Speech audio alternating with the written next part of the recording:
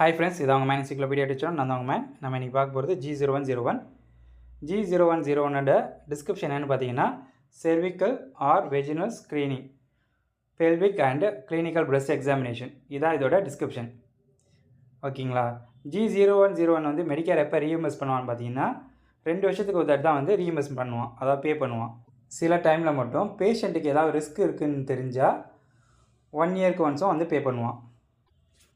இதோட டாக்குமெண்ட் பார்த்தீங்கன்னா you must document a minimum of 7 of 11 elements. 11 எலிமெண்ட்ஸில் ஏதாவது 7 எலிமெண்ட்ஸ் வந்து மெட் ஆகணும். அப்போ மட்டும்தான் நம்மளால் வந்து G0101 கொடுக்க முடியும்.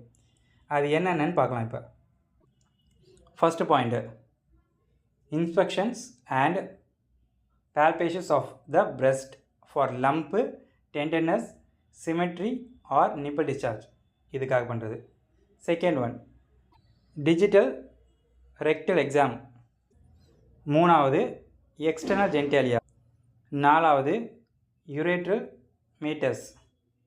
அஞ்சாவது, பிளாடர். ஆறாவது, யூரேத்ரா. ஏழாவது, வெஜினா.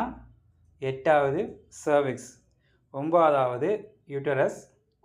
10வது, அடினெக்ஸா ஆர் பேராமெட்ரியா.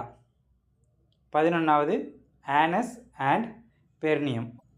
இந்த 11ல் ஏதாவது 7 கண்டிப்பாக இருந்தால் மட்டும்தான் நம்மளால் G0101 கோட் பண்ண முடியும்.